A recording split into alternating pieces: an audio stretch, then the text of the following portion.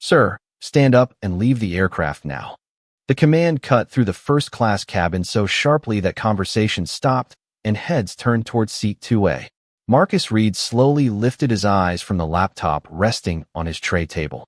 He was 44 years old, dressed in a charcoal jacket over a simple black shirt, with nothing about his posture suggesting panic or confusion. Standing in the aisle was Daniel Whitmore, a white security executive with a rigid expression, accompanied by 2 airport security officers. "Is there a problem?" Marcus asked. Daniel glanced at the laptop, then at Marcus. "We received a security concern. You need to come with us." Marcus closed the laptop without argument. "What kind of concern?" "We can discuss that outside. You came onto an aircraft full of passengers and ordered me out. I think you can tell me why." Daniel's jaw tightened. "Sir, do not make this more difficult than it needs to be." A woman across the aisle raised her phone. Another passenger did the same. Marcus noticed them, but his attention remained on Daniel. "Am I being accused of breaking a law?" "No." "Is my identification invalid?" "That is not what I said." "Is my ticket invalid?" Daniel paused. "We have concerns about suspicious behavior." Marcus leaned back slightly. The cabin had become almost completely silent. "What exactly makes me suspicious?" No answer came. For one long second, Daniel simply stared at him. Then he said, "You need to leave the aircraft." Marcus looked around the cabin. Business travelers avoided his eyes. A flight attendant stood near the galley, visibly uncomfortable. 20 minutes earlier, she had welcomed him aboard and confirmed his seat personally. Now nobody seemed willing to ask why the only black man in the first-class cabin was suddenly being treated as a security concern. Marcus could have reached for his phone. One call would have changed the temperature of the entire situation. He did not make it. Not yet. Instead, he unplugged his laptop, placed it carefully into his leather bag, and stood. "I will cooperate," he said calmly. "But I want the reason for my removal documented." Daniel gave a short nod that carried more impatience than agreement. Marcus stepped into the aisle. As he walked toward the aircraft door, he could feel dozens of eyes following him. Some passengers looked concerned. Others looked curious. Several phones remained raised.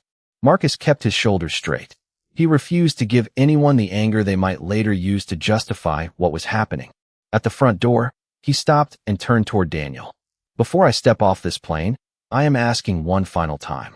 What evidence do you have that I am a threat?" Daniel lowered his voice. "Someone reported that you were looking suspicious and accessing sensitive information." Marcus glanced at the closed laptop bag in his hand. The documents on that computer concerned aircraft operations, fleet agreements, and corporate compliance. They were sensitive because Marcus was authorized to see them. "Did anyone ask me what I was working on?" he said. Daniel did not answer. "Did anyone verify my identity before deciding I was suspicious?" Again, silence. Marcus stepped onto the jet bridge. Behind him, the aircraft door remained open. Ahead, airport employees watched from the gate as if they had already been told a version of the story in which he was the problem. Marcus stopped beside the terminal window and looked back at Daniel. His voice remained controlled. "I want your full name and the written basis for this decision." Daniel folded his arms. "You can file a complaint later." Marcus held his gaze. "I am not asking about later." For the first time, uncertainty flickered across Daniel's face. Marcus reached into his pocket, removed his phone, and looked at the aircraft waiting beyond the glass. He had spent his entire career learning that powerful systems rarely feared anger. They feared records. They feared evidence. And most of all, they feared the moment the person they had underestimated understood exactly where to look. Marcus unlocked his phone. He still did not call anyone. First, he wanted to see how far they were willing to take this mistake.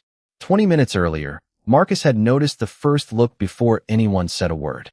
It happened at the priority boarding lane when a gate agent scanned his pass, looked at the screen, then looked back at him. "First class?" she asked. Marcus glanced at the boarding pass still in her hand. "That is what the ticket says." The agent gave a quick smile that never reached her eyes and scanned it again. "Just confirming." Marcus said nothing. He had learned years ago that some questions were not really questions. They were invitations to prove that he belonged somewhere he had already paid to be. He walked down the jet bridge and boarded the aircraft, where Rachel Bennett, the lead flight attendant, greeted him warmly. "Welcome aboard, Mr. Reed. Seat 2A is on your left." Marcus thanked her and settled into his seat. He placed his leather bag beneath the seat in front of him, removed his laptop, and opened a confidential fleet performance report he planned to review before departure. 5 minutes later, another flight attendant stopped beside him. "Excuse me, sir. May I see your boarding pass?" Marcus looked around. No one else in the cabin appeared to be showing theirs. Still, he handed it over. She studied it longer than necessary. "Seat 2A," she said. "Correct," Marcus replied. She returned the pass and walked away. Marcus resumed reading. The report contained operational data involving Northstar Meridian's aircraft utilization, maintenance schedules, and pending compliance reviews. Nothing on the screen displayed passenger information or security codes. Yet from several feet away, numbers, diagrams, and aircraft identification data could easily look important to someone who did not understand what they were seeing. A few minutes later, Marcus noticed a man in a gray airport security jacket speaking quietly with the gate agent near the aircraft entrance. The man looked toward Marcus twice. Marcus continued working. Then Rachel approached. "Mr. Reed, I am sorry to bother you. Security has asked whether you can confirm your identification." Marcus closed his laptop halfway.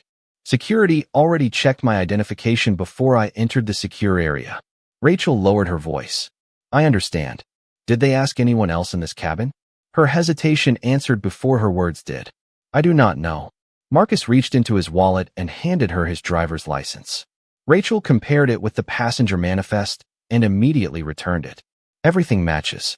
Thank you. Then we are finished?" Marcus asked. "As far as I am concerned, yes." She walked toward the front. Marcus watched her speak to the security employee, who appeared dissatisfied with whatever she told him. Minutes later, Daniel Whitmore arrived. Marcus did not know his name yet, but he recognized authority performed for an audience. Daniel stood near the galley, speaking with the gate supervisor while repeatedly glancing towards seat 2A. Marcus saved his document and closed the report. He understood the pattern now. His ticket had been questioned. His seat had been questioned. His identity had been questioned. Every answer had confirmed that he belonged there, yet the suspicion had somehow survived each fact. Daniel finally walked down the aisle and stopped beside him. "What are you doing on that computer?" Marcus looked up. "Working." "What kind of work? Is there a reason you need to know?" Daniel's eyes moved toward the laptop. "A passenger reported that you were viewing sensitive aviation information." Marcus remained calm. "And your response was to question me instead of asking whether I was authorized to view it?" Daniel's expression hardened. "I need you to cooperate." Marcus looked directly at him. "I have cooperated 3 times already." That was the moment the situation changed. Not because Marcus raised his voice. He did not. Not because he refused an instruction. He had refused nothing. It changed because Daniel appeared to interpret calm resistance as defiance. He stepped back toward the galley and made a call. Less than 2 minutes later, 2 security officers entered the aircraft. Marcus watched them approach and understood something that would matter later. Nobody had discovered new evidence. Nobody had found a false identification, an invalid ticket, or a prohibited item. The facts had not changed at all. Only the level of suspicion had increased. And somehow, every fact proving Marcus belonged in seat 2A had been treated as less convincing than the feeling that he did not. At the gate, Marcus stood beside the terminal window while the aircraft remained connected to the jet bridge behind him. Daniel spoke quietly with the gate supervisor several feet away, but Marcus could see the occasional glance in his direction. The 2 security officers who had escorted him from the cabin remained nearby. Neither appeared to consider him dangerous enough to restrain or isolate, which only made the official claim of a security concern feel more questionable. Marcus checked the time. The flight was scheduled to depart in 12 minutes. Finally, Daniel approached. "We can put you on another flight this afternoon," he said. Marcus looked at him. "Why would I accept another flight if you believe I am a security threat?" Daniel paused. "I did not say you were a threat. You removed me from an aircraft because I was supposedly suspicious." Marcus kept his voice even. "Either there is a legitimate security issue that requires investigation, or there is not. Which is it?" Daniel glanced toward the waiting passengers near the gate. "The crew has the right to remove anyone when there is a concern. Was this the crew's decision?" Daniel did not answer directly. "The decision has been made." Marcus nodded slowly. "Then give it to me in writing. You can contact customer relations." "No. I want the reason I was removed, the name of the person who authorized it, and the policy used to justify the decision." Daniel's expression tightened.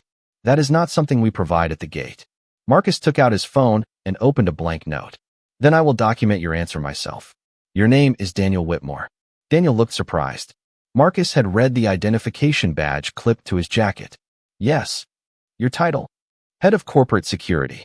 Marcus typed the words carefully. And you are refusing to provide a written reason for removing a ticketed passenger whose identity and boarding credentials were verified. I am offering you another flight. That is not an answer. Daniel lowered his voice. Mr. Reed, you should take the alternative and move on. Marcus looked through the glass at the aircraft. Move on from what? Daniel said nothing. From being questioned repeatedly when nobody else was? From being removed after every document confirmed I belonged there? Or from being called suspicious because someone saw a black man reading aviation documents and decided he could not possibly have a legitimate reason? The gate supervisor looked down. Daniel's face remained controlled, but the confidence behind it had weakened. Nobody mentioned your race. Marcus held his gaze. People rarely have to. The words settled between them. Marcus then asked whether he was prohibited from traveling with the airline. Daniel said no. He asked whether any government security agency had flagged his identity. Daniel said no. He asked whether any prohibited material had been found in his possession. Again, no. Marcus nodded. Then your security concern has produced no security violation, yet I am still the person who lost his seat. Daniel exhaled impatiently. The aircraft is preparing to depart. This conversation is over. Marcus looked toward the gate, where the final boarding announcement had begun. No, he said quietly. Your conversation with me may be over. The record of what happened is just beginning. He stepped away and opened his contacts. For the first time that morning, Daniel seemed to study him rather than judge him. Perhaps it was Marcus's composure. Perhaps it was the precision of his questions. Whatever the reason, uncertainty had finally replaced assumption. Marcus selected one name and pressed call. Maya Brooks answered on the second ring. Marcus. He watched the aircraft through the terminal glass as ground crews prepared for departure. Maya, I need you to do 3 things immediately. Freeze every discretionary approval connected to North Star Meridian. Preserve all communications involving security operations for this flight. And make sure nobody deletes a single record from the last 24 hours. There was a brief silence. What happened? Marcus looked directly at Daniel. I was just removed from one of their aircraft. Maya's voice changed instantly. On whose authority? Marcus did not look away. That is exactly what we are about to find out. Maya did not ask whether Marcus was angry. She knew him well enough to understand that the quieter his voice became, the more carefully everyone around him needed to examine the facts. I will notify legal and compliance, she said. But before I freeze anything, tell me exactly what happened. Marcus walked away from the gate and stopped near an empty seating area where he could still see the aircraft through the windows. He gave her the sequence without exaggeration. The repeated boarding pass checks, the request for identification, the questions about his laptop, Daniel's arrival, the vague accusation of suspicious behavior, and the order to leave the aircraft. Maya interrupted only once. Did they identify any specific policy violation? No. Did they search your belongings? No. Did they say any government agency had flagged you? No. Maya was silent for a moment. Then I am preserving everything. Marcus looked back toward the gate. Daniel was speaking urgently into his phone now. The change had begun. Do not contact North Star's executives yet, Marcus said. I want the records secured before anyone has time to improve their memory. Understood. And Maya, this is not retaliation. Freeze only approvals. We have the contractual authority to pause pending compliance review. Nothing operational unless the evidence supports it. I know. Marcus ended the call and slipped the phone into his pocket. Minutes later, the gate supervisor approached him with a different expression. Mr. Reed, our station manager would like to speak with you. Marcus nodded. I will speak with anyone who can explain what happened. He was escorted to a small conference room overlooking the concourse. Daniel entered shortly afterward, followed by a regional operations manager named Paul Mercer. Paul offered Marcus water and began with the familiar language of corporate damage control. We regret that your travel experience has been disrupted. Marcus looked at him. My flight was not delayed. I was removed from it. Those are different things. Paul shifted in his chair. Security received a report concerning information visible on your computer. What information? We are still determining that. Then what was the basis for removing me before determining it? Nobody answered. Marcus placed his boarding pass on the table. You verified my ticket. You verified my identification. You confirmed there was no security alert attached to my name. Yet I was still removed. Daniel leaned forward. We acted out of caution. Marcus turned toward him. Caution based on what? Daniel's eyes hardened. A passenger concern. A passenger saw a black man reading an aviation report and became uncomfortable. You turned that discomfort into an official security action without first establishing whether I had authorization to view the material. Paul glanced quickly at Daniel. Marcus noticed. You could have asked one question. Marcus continued. Who do you work for? Instead, you assumed the answer could not possibly justify what you were seeing. Daniel folded his arms. And who exactly do you work for, Mr. Reed? Marcus held his gaze for several seconds. AeroCorps Aviation Holdings. The room changed.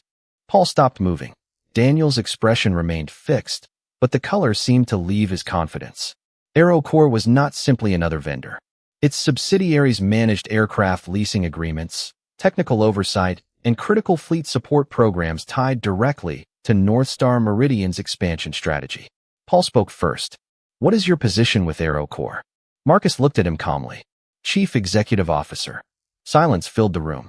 Outside the glass wall, travelers continued moving through the terminal, unaware that 3 words had just transformed the conversation. Daniel glanced toward Marcus's leather bag as if seeing it for the first time. Marcus noticed that too. Do not misunderstand what you just learned, he said. My job title does not make what happened to me more serious. I deserved fair treatment before you knew who I was. Paul's phone began vibrating on the table. He looked at the screen and immediately stood. I need to take this. Marcus already knew who was calling. Maya worked quickly. Paul stepped into the hallway, leaving Daniel across the table from the man he had removed from seat 2 a less than half an hour earlier. Daniel finally spoke. If we had known who you were, this could have been handled differently. Marcus looked at him with quiet disappointment. That sentence is the reason this is no longer only about me. For the next 40 minutes, Marcus remained in the conference room while North Star Meridian quietly began to understand the size of the problem it had created. Paul returned from the hallway, looking considerably less comfortable than when he left. Mr. Reed, our corporate office has been contacted by AeroCorps' legal department. Marcus nodded. Then they are doing their jobs. I understand several pending approvals have been temporarily placed under review. Only discretionary approvals connected to compliance obligations, Marcus said. Nothing has been stopped without contractual grounds. Daniel shifted in his chair. This feels like retaliation. Marcus turned toward him. Retaliation would be punishing this company because I am offended. A compliance review asks whether what happened to me exposed a larger failure. Those are not the same thing. Paul's phone vibrated again. This time he ignored it. What exactly are you looking for? He asked. Marcus leaned forward. I want to know whether your security process failed once or whether it has been failing quietly for years. Before Paul could respond, Marcus's phone rang. Maya. He answered immediately. We secured the preservation notices, she said. North Star has acknowledged receipt. We also confirmed that the aircraft you were removed from is part of the fleet group currently undergoing operational and compliance review under the expanded AeroCorps agreement. Marcus looked through the glass toward the runway. Does today's incident affect that review? Not by itself, but it creates a legitimate reason to examine security escalation procedures before any discretionary approvals move forward. Good. Keep it there. Maya hesitated. There is something else. A passenger video has already reached our communications team. Marcus closed his eyes briefly. Public? Not yet. It was sent directly by someone who recognized you.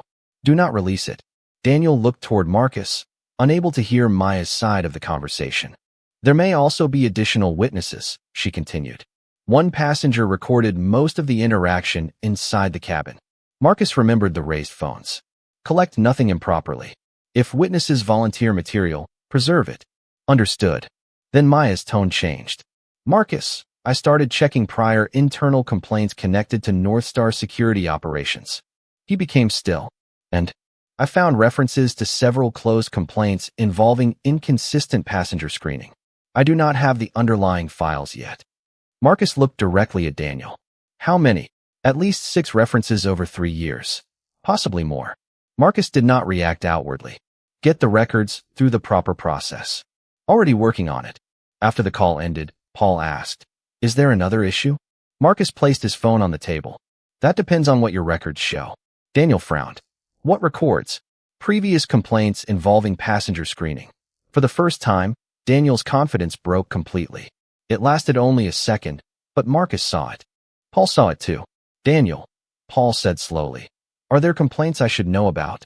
"Every security department receives complaints." "That was not my question." Daniel looked toward Marcus. "People complain when they do not like security decisions. That does not mean the decisions were wrong." Marcus studied him. "Then an independent review should confirm that." Silence followed. Outside, the aircraft that Marcus had been removed from finally pushed away from the gate. He watched it begin its journey toward the runway. He could have demanded that it remain parked. He could have used his position to create an immediate spectacle. Instead, he had allowed the flight to depart because one humiliating experience was not evidence enough to disrupt hundreds of lives. Facts had to come first. Paul seemed to understand that now. "What happens next?" he asked. Marcus stood and picked up his leather bag. "You preserve every record. You do not coach anyone involved. You do not rewrite today's incident as a misunderstanding. And you let the evidence tell us whether this ends with an apology or begins with something much larger." He walked toward the door, then stopped. "One more thing." Paul waited. Marcus looked at Daniel. "Do not remove him from duty because I asked you to. Follow your process." Daniel appeared almost relieved until Marcus finished. "But this time, make sure the process follows the facts." Marcus left the room. Before he reached the terminal entrance, Maya called again. Her voice was quieter now. "We found one of the old complaints." Marcus stopped walking. "What does it say?" "A black physician was removed from a boarding line after being accused of using someone else's first-class ticket. The ticket was his." Marcus looked back toward the conference room. The question was no longer whether the system had made a mistake that morning. The question was how many people had already been forced to carry the same humiliation in silence. Marcus did not leave the airport immediately. He found a quiet corner near the arrivals level and listened as Maya read the first complaint aloud. The physician had been traveling to a medical conference. His ticket had been valid, his identification had matched, and another passenger had questioned whether he belonged in the premium boarding lane. Security had detained his boarding long enough for him to miss the flight. The internal conclusion described the incident as a communication failure. Marcus looked through the terminal windows at aircraft moving across the pavement. "Who reviewed it?" he asked. "Daniel's department," Maya replied. "Was Daniel personally involved?" "His approval appears on the final report." Marcus closed his eyes for a moment. "Find the others." By early afternoon, the pattern became harder to dismiss. A black attorney had been questioned after entering an airport lounge with a valid membership. A black technology executive had been asked to prove ownership of a laptop after another traveler claimed his behavior seemed unusual. A college professor had been subjected to repeated identity checks despite matching every document presented. Not every complaint involved Daniel directly, and Marcus refused to pretend otherwise.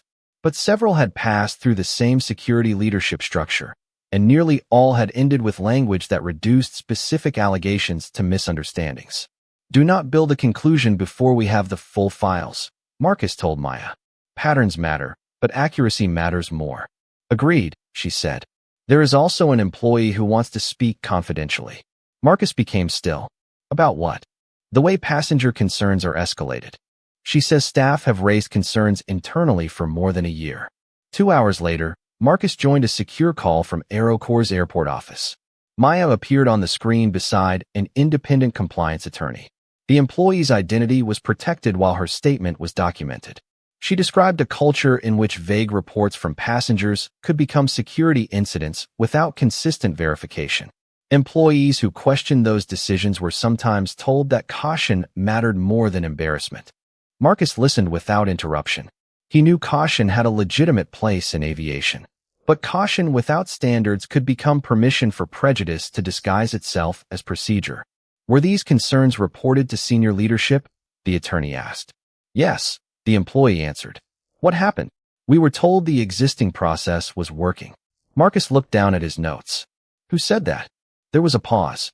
"Mr. Whitmore." The room became silent. That evening, Thomas Caldwell, North Star Meridian's chairman, called Marcus personally. "I understand you have initiated a review," Thomas said. AeroCorps initiated a review within its contractual authority, Marcus replied. I would like to resolve this before it becomes unnecessarily damaging. Marcus looked at the passenger video playing silently on another screen. It showed him sitting calmly while Daniel stood over him. Damaging to whom? Thomas hesitated. To everyone involved. Then we should be interested in the truth. Marcus, I have known you for 8 years. You know this company does not tolerate discrimination. Policies do not tell me what a company tolerates. Repeated outcomes do. Thomas became quiet. Marcus continued. One incident can be a failure. Several similar incidents, followed by reports that minimize them, require a different question. What question? Whether the system is designed to correct mistakes or simply protect itself from admitting them. Thomas exhaled. What do you want? Marcus looked at the growing file of complaints. An independent review with full access to the records. That could take weeks. Then it takes weeks. And the pending AeroCorps approvals? Remain under review where the contracts allow. Thomas's tone hardened. You understand the commercial consequences. I understand them better than most. Marcus paused. That is why I am not making decisions based on what happened to me alone. After the call ended, Maya sent another recovered document. Marcus opened it and read the first line twice. It was an internal email written 11 months earlier by a North Star security supervisor warning that subjective passenger reports were being escalated unevenly and could expose the company to discrimination claims. The message had been forwarded to Daniel Whitmore. His response contained 6 words. Continue current procedure. No changes required. Marcus leaned back slowly. Until that moment, Daniel could have argued that he had made a bad judgment under pressure. Now Marcus was looking at evidence that someone had warned him the system itself might be broken. Daniel had been given a chance to examine it. He had chosen not to.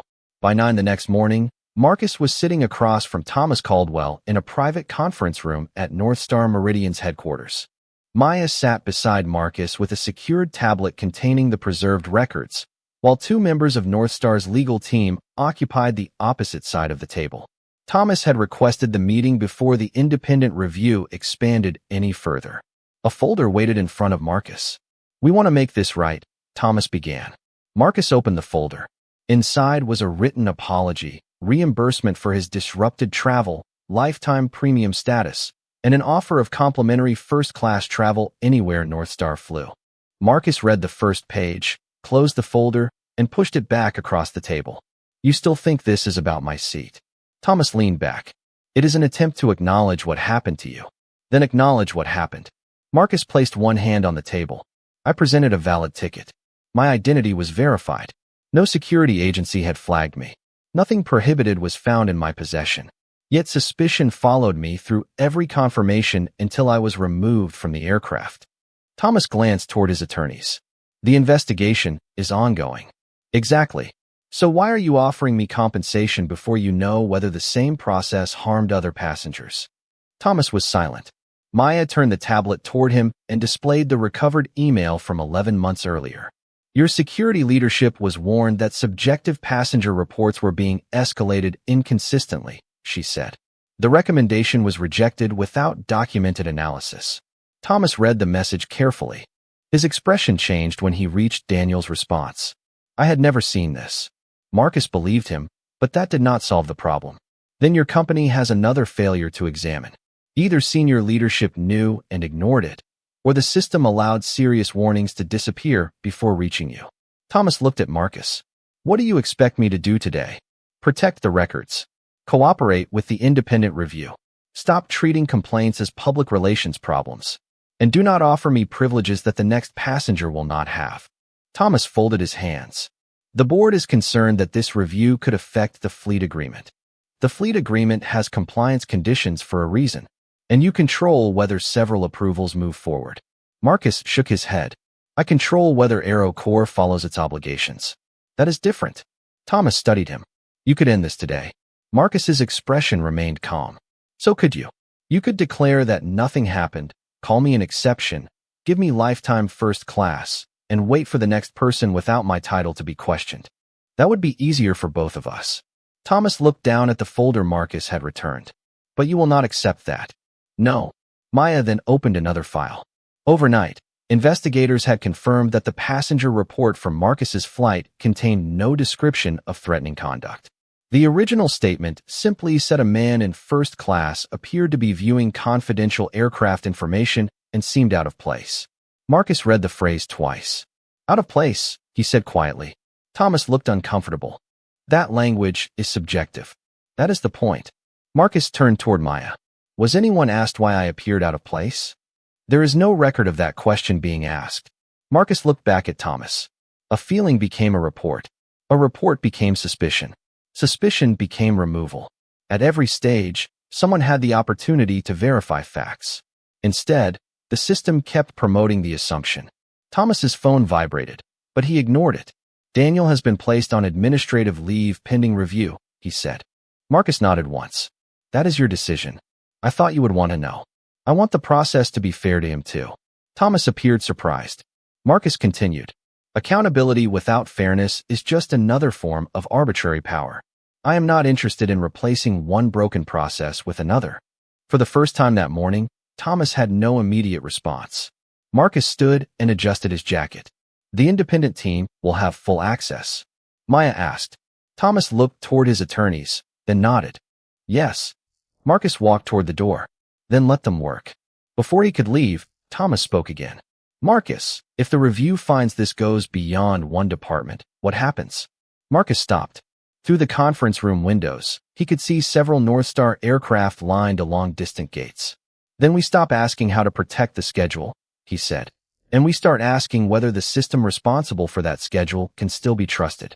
His phone vibrated as he entered the hallway. Maya checked her own screen at the same moment. A new compliance alert had arrived. The investigators had found something buried inside North Star's security escalation records. For 18 months, employees had been bypassing mandatory secondary verification steps before removing certain passengers from flights. The problem was no longer limited to judgment. The company might have been operating outside its own approved procedures. The compliance alert changed the direction of the review before Marcus and Maya even reached the elevator. They returned to the conference room, where Thomas was still speaking with his legal team. Maya placed the new findings on the screen. The approved procedure requires a secondary verification before a ticketed passenger can be removed based solely on a subjective security report, she said. Investigators found repeated cases where that step was skipped. Thomas stared at the records. How many? We do not know yet. Marcus remained standing. Then nobody guesses. We verify every case. Within hours, the independent team reconstructed what had happened on Marcus's flight. The passenger who reported him had never claimed Marcus made a threat. The report mentioned only the aviation material visible on his laptop and the belief that he seemed out of place in first class. A gate employee passed the concern to security. Daniel received it and treated it as credible before anyone asked Marcus what he was viewing. Rachel verified Marcus's identity and seat assignment, but that information did not stop the escalation. Most importantly, the required secondary review never happened. Marcus studied the timeline in silence. Every step was documented. Every opportunity to slow the assumption had been ignored. Daniel joined the meeting remotely with his attorney present. His face appeared on the conference room screen. I followed procedure based on the information available, he said. Marcus leaned forward. Which procedure? Daniel hesitated. The security escalation protocol.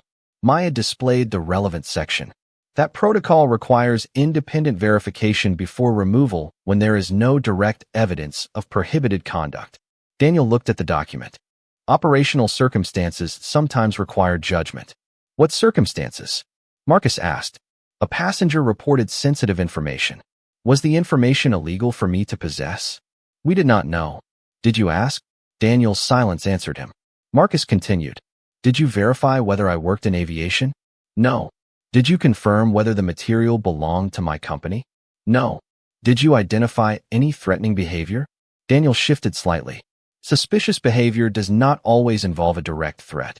Marcus nodded. Then describe my behavior without using the word suspicious. The room became still. Daniel looked toward his attorney before answering. You were viewing aircraft information in a public cabin. So were 3 people reading the Airline's in-flight magazine. Daniel frowned. Marcus did not smile.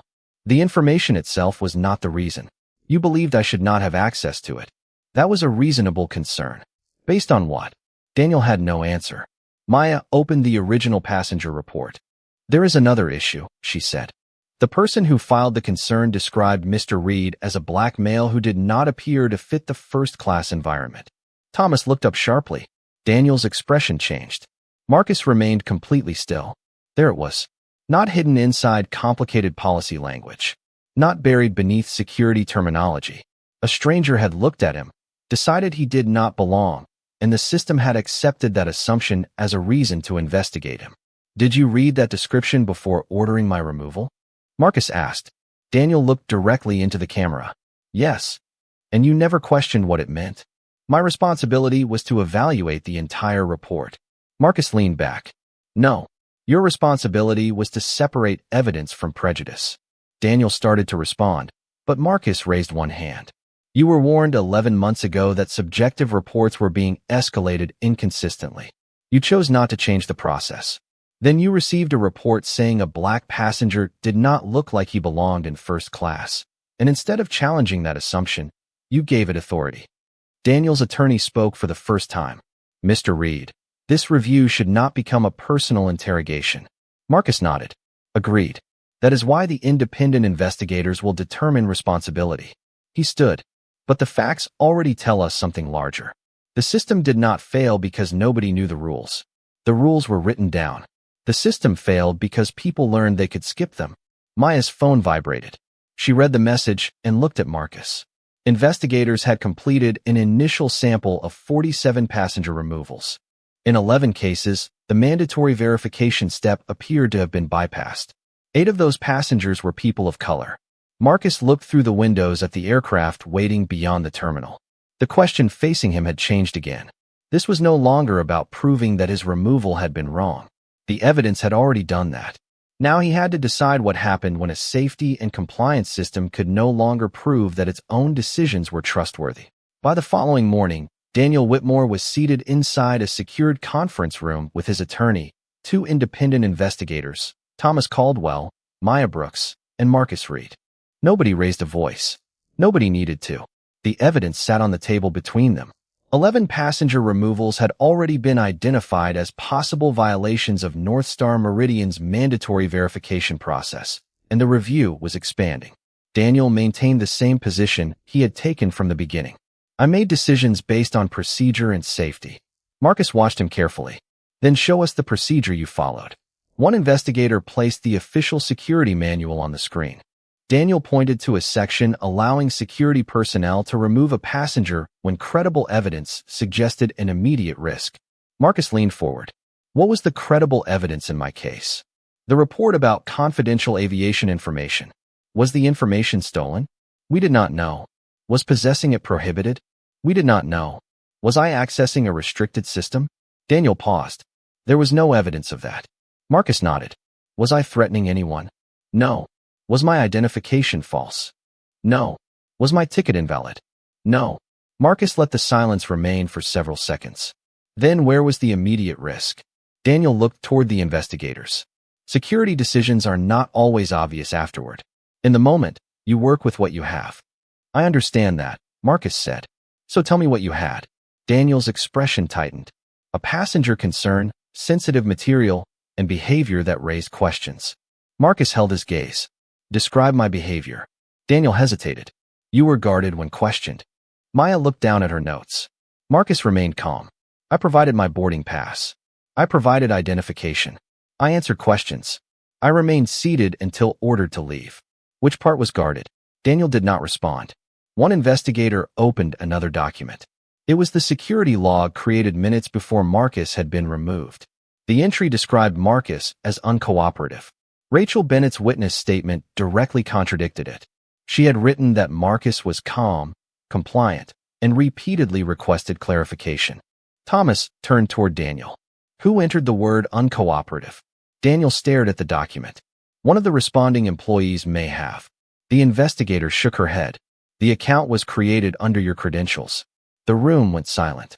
Daniel looked toward his attorney before speaking. That description reflected my assessment. Marcus's voice remained quiet. Your assessment became the record. Then the record was used to justify the decision your assessment had already made. Daniel shifted in his chair. You are making this sound intentional. I am describing what happened. Marcus pointed toward the timeline. A passenger said I did not appear to fit the first-class environment. You read that statement. You did not challenge it. You skipped the required verification step. Then you described my questions as uncooperative behavior. At what point was procedure protecting anyone from your assumptions? Daniel's face hardened. You think this is about race because that is convenient now. Thomas immediately looked toward him, but Marcus did not react. No, Marcus said. I think race matters because the original report explicitly mentioned it, because the words out of place were attached to a black passenger sitting in a seat he legally purchased, and because your own records show similar complaints involving other passengers of color. I do not need convenience. I have evidence. Daniel looked away. Maya then placed the 11 flagged cases on the screen. The review has identified a second pattern, she said. In 9 of these cases, security records used nearly identical language after passengers questioned why they were being stopped. Uncooperative, defensive, agitated. Yet witness statements repeatedly describe calm requests for explanation. Marcus looked at Daniel. The pattern was becoming unmistakable. People were questioned without sufficient evidence, and when they asked why, their questions became evidence against them. Marcus finally stood. This is bigger than one bad decision, he said. A process that can turn a person's request for fairness into proof of suspicion cannot be trusted without correction. Thomas looked toward the investigators. How long until we know the full scope? Days for an initial assessment, one replied. Weeks for a complete review. Maya's phone vibrated. She read the message, then looked directly at Marcus. AeroCorps' compliance team had just identified the clause everyone in the room had hoped would remain irrelevant. If systemic violations affected required operational security controls across the covered fleet, AeroCorps had contractual authority to suspend support certification until corrective measures were verified. Marcus looked through the glass wall toward the distant runway. For the first time, grounding aircraft was no longer a dramatic possibility. It was becoming a compliance decision that someone might actually have to make. The clause changed the room because everyone understood what it meant, but Marcus refused to let urgency become theater. He asked Maya to read the language aloud. AeroCorps could suspend support certification for aircraft covered by the fleet agreement if verified systemic failures compromised required operational controls and remained uncorrected. Thomas leaned forward. You know what happens if AeroCorps invokes that clause? Marcus looked at him. Aircraft covered by the agreement cannot continue operating under our certification support until the deficiencies are resolved. That could affect most of our active fleet, which is why nobody is invoking anything without verified findings. Thomas stood and walked toward the windows. Thousands of passengers could be affected. Marcus remained seated. Then your company should have protected the procedures designed to prevent this moment. Daniel was no longer in the room. The investigators had ended his interview and continued reviewing records independently. Marcus looked around the table. I want something understood clearly. I am not grounding aircraft because I was removed from one. If this review finds isolated misconduct, we address isolated misconduct. If it finds systemic noncompliance within controls tied to our certification obligations, then we follow the contract. Thomas turned around. And you make that decision? Marcus glanced toward Maya. She opened the corporate authorization documents. AeroCorps Aviation Holdings is the controlling entity for the certification support agreements covering the affected fleet group, she explained. Final executive authorization rests with Mr. Reed after recommendations from compliance, legal, and operational safety leadership. Thomas had known Marcus was powerful. Until that moment, he had not fully understood where that power touched Northstar's daily operations. Marcus saw the realization on his face and immediately rejected the meaning Thomas seemed ready to give it. Do not confuse my authority with my right to dignity, Marcus said. You should not regret what happened because you discovered I can affect your fleet. You should regret it because it should never happen to anyone. Thomas slowly returned to his chair. What do you need from us? Full access. No deleted records. No pressure on witnesses. No attempt to classify discrimination complaints as routine customer dissatisfaction. Maya added. And immediate implementation of secondary verification for every subjective passenger security report while the review continues. Thomas nodded. Done. The next 48 hours moved quickly. Investigators examined hundreds of security escalations across multiple airports. Most had followed proper procedure. Some had not. The problem was narrower than Marcus feared but broader than North Star had admitted. 23 cases showed incomplete secondary verification. 14 involved passengers from racial minority groups. In several cases, internal reviewers had raised concerns that were never escalated to senior leadership. Marcus read every summary. He refused to treat statistics as proof of motive, but he also refused to ignore what repeated outcomes revealed. On the third evening, AeroCorps compliance director joined Marcus and Maya by secure conference call. "We have reached a preliminary finding," she said. "The affected security controls cannot currently be certified as consistently compliant across the covered fleet operations." Marcus looked toward the city lights outside his office. "Can the deficiencies be corrected without suspending certification support? Not while the current escalation system remains active. We need verified retraining, revised controls, and independent oversight." Maya asked the question everyone had avoided. "What is your recommendation?" The compliance director did not hesitate. "Temporary suspension for the covered fleet until corrective controls are validated." Silence followed. Marcus thought about the passengers who had done nothing wrong and would face delays if aircraft stopped moving. He thought about employees whose schedules would be disrupted. Then he thought about the physician who missed his flight, the attorney questioned at the lounge, and every person whose calm request for an explanation had been recorded as suspicious behavior. Power was easy when it served pride. Leadership was harder when every available choice carried a cost. Marcus finally spoke. "Prepare the authorization. Give North Star the exact corrective requirements and the shortest responsible path to compliance." Maya looked at him. "And if they cannot meet them before tomorrow's operating window?" Marcus looked down at the document waiting for his signature. "Then the affected fleet stays on the ground. Not because they embarrassed me. Because no company gets to call a broken process safe simply because fixing it is inconvenient." At 6:15 the next morning, Marcus sat in AeroCorps Operations Center with the final authorization displayed before him. Around the room, compliance officers, legal counsel, and fleet specialists monitored North Star Meridian's response. The airline had worked through the night, but the independent team had confirmed that the required corrective controls could not be validated before the morning operating window. Maya stood beside Marcus. "The recommendation remains unchanged," she said. Marcus read the document one final time. It applied only to aircraft covered by AeroCorps' certification support agreement, but that group represented the core of North Star's active fleet. Thomas appeared on a secure video screen. He looked exhausted. "Marcus, give us another 24 hours." Marcus looked directly at him. "Can your team certify the corrected process right now?" Thomas hesitated. "Not completely. Then another 24 hours would mean operating under controls that our compliance team cannot validate. We can manage the risk." Marcus shook his head. "That is what your security leadership said when employees first warned them about the process." Thomas had no answer. Marcus turned to the authorization. For a moment, he remembered Seat 2A, the passengers watching, and Daniel asking him to leave without providing a single verified reason. But Marcus refused to sign for that man sitting on the airplane. He signed for every person who would enter the system tomorrow without a title powerful enough to make anyone reconsider an assumption. His signature appeared at the bottom of the document.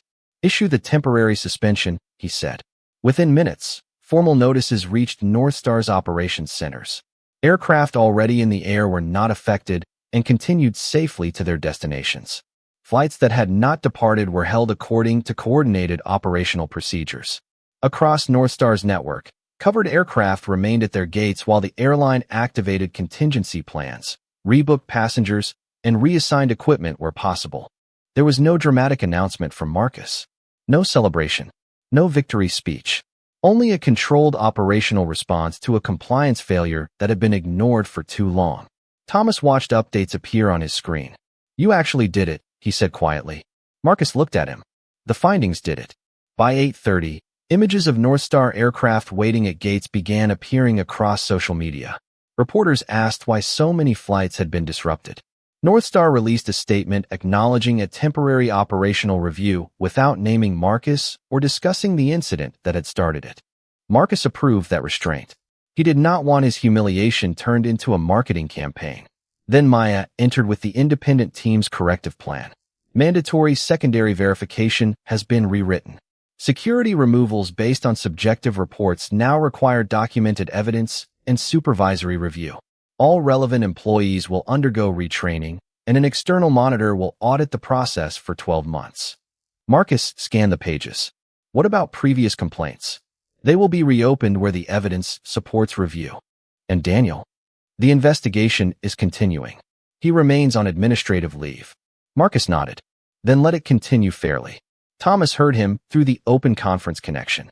After everything he did, you still want fairness for him? Marcus looked toward the screen. Especially now? If we demand a fair process only for people we like, then we learn nothing. Hours passed. North Star teams completed retraining sessions, supervisors signed new accountability requirements, and independent auditors tested the revised escalation system. By late afternoon, the first operating groups began receiving conditional clearance. Marcus refused pressure to accelerate the process. Each approval came only after verification. Shortly before sunset, Maya handed him the final report for the last covered fleet group. They passed. Marcus signed the restoration authorization. Outside the operations center windows, aircraft lights moved across the distant runway again. Thomas called one final time. The entire covered fleet will be operational by morning. Marcus nodded. Good.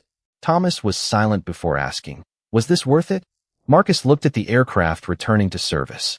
Ask me after the next passenger is questioned because someone thinks they do not belong. Thomas waited. Marcus finished quietly.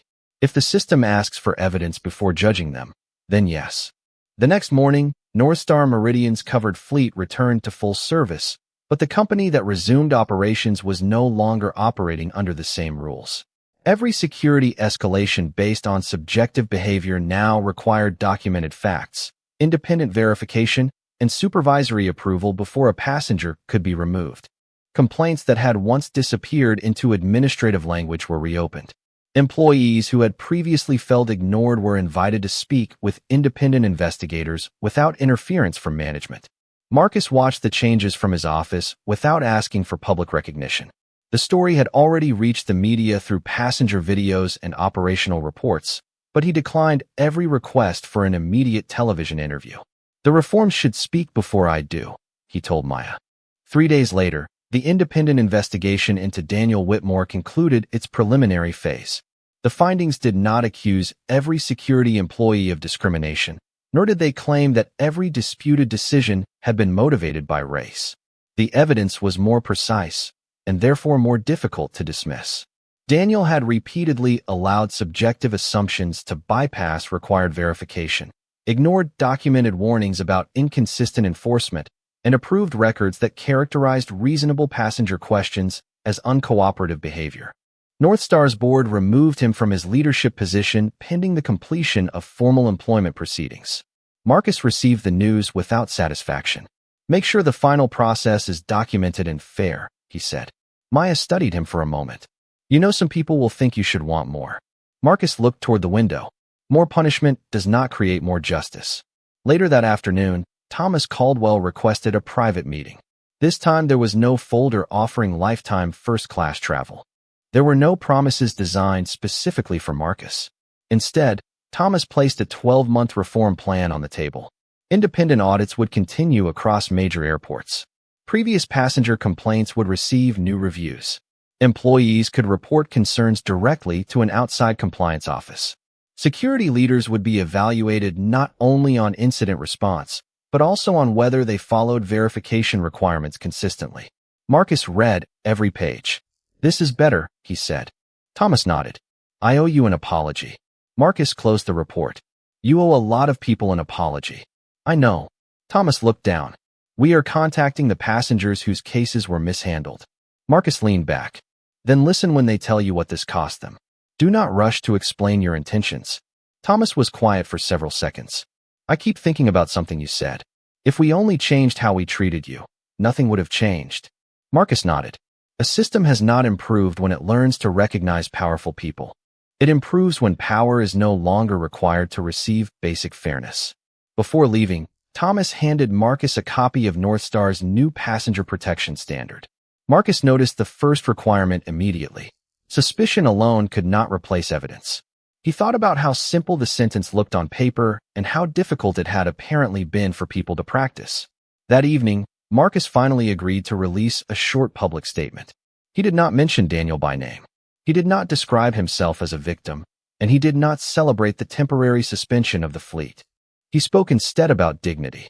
He said no passenger should need wealth, influence, or corporate authority to have a legitimate question answered with respect. He said security and fairness were not opposing values, because a process built on evidence protected everyone better than one built on assumptions. Then he ended with the lesson that had stayed with him since the moment he was ordered out of seat 2A. If your system only becomes fair after discovering who someone is, then your system was never fair at all. Weeks passed. The headlines faded. Flights continued. Auditors kept working. And quietly, inside terminals across the country, employees began asking one more question before turning suspicion into action. What are the facts? For Marcus, that question mattered more than any apology. It meant the next person who looked out of place to someone might finally be given the dignity of being seen clearly. 3 months later, Marcus Reed returned to the same airport on a clear Monday morning. He wore the same kind of understated clothes he had worn before, carried the same leather bag, and arrived without an assistant or special escort. The terminal looked almost unchanged. Travelers hurried toward gates. Families searched for departure screens. Business passengers balanced coffee cups and phones. Yet Marcus knew that behind the familiar movement, something important had changed. North Star Meridian's independent monitoring program was active across its network. Hundreds of employees had completed new training. Every passenger removal based on subjective concerns now required documented verification. Several previously mishandled complaints had been formally reconsidered, and the people involved had received direct acknowledgments instead of carefully worded explanations designed to protect the company. Marcus approached the priority boarding lane and presented his boarding pass. The gate agent scanned it once. "Good morning, Mr. Reed. Welcome aboard." That was all. No second inspection. No surprised look at the cabin assignment. No question disguised as confirmation. Marcus thanked her and walked down the jet bridge. Rachel Bennett was standing at the aircraft entrance. She recognized him immediately. For a moment, emotion crossed her face. "Mr. Reed." Marcus smiled gently. "Good morning, Rachel. Welcome back." She hesitated. "I wanted to tell you that I gave a full statement to the investigators." "I know. I should have spoken more clearly that day." Marcus looked at her. "You told them my documents were valid. You told the truth when they asked what happened. Keep doing that when it matters." Rachel nodded. Marcus continued into the cabin and stopped when he reached seat 2A. For a second, the memory returned with surprising clarity. Daniel standing in the aisle. The phones raised around him. The feeling of being watched as though suspicion itself were evidence. Then the moment passed. Marcus placed his bag beneath the seat and sat down. A few minutes later, a young black man entered the cabin carrying a backpack and wearing a college sweatshirt. He checked his boarding pass twice before sitting across the aisle in first class. Marcus noticed the uncertainty in his expression, the quiet awareness of being one of the youngest passengers in the cabin. A flight attendant approached him. "Good morning, sir. Can I help you store your bag?" The young man smiled. "I have it, thank you." "Of course. Welcome aboard." Nothing else happened. Nobody questioned his ticket. Nobody asked whether he belonged there. Nobody turned his presence into a problem requiring explanation. Marcus looked toward the window and allowed himself a small smile. That ordinary moment was worth more to him than any public apology. The aircraft pushed away from the gate on schedule. As it moved toward the runway, Marcus received a message from Maya. The final independent audit had been completed. North Star had passed every required compliance review for the previous 60 days. Marcus typed a short response. "Good. Keep monitoring." He placed the phone face down and watched the terminal disappear behind them. He had never wanted an airline to fear him. He had wanted a system to respect facts before assumptions, evidence before suspicion, and human dignity before convenience. Grounding the fleet had lasted less than a day. The consequences of that decision had lasted much longer. Policies had changed. Records had been reopened. People who once believed nobody would listen had finally been heard. Marcus leaned back as the aircraft began its climb. He understood something now that no boardroom could teach. Real power was not proving that the people who underestimated you had chosen the wrong person. Real power was making sure there would be fewer wrong people to choose from next time. Below him, the city grew smaller beneath the morning clouds. Across the aisle, the young passenger opened his laptop and began working without anyone questioning why he was there. Marcus turned toward the window. This time, seat 2A was simply a seat. And that was exactly how it should have been all along.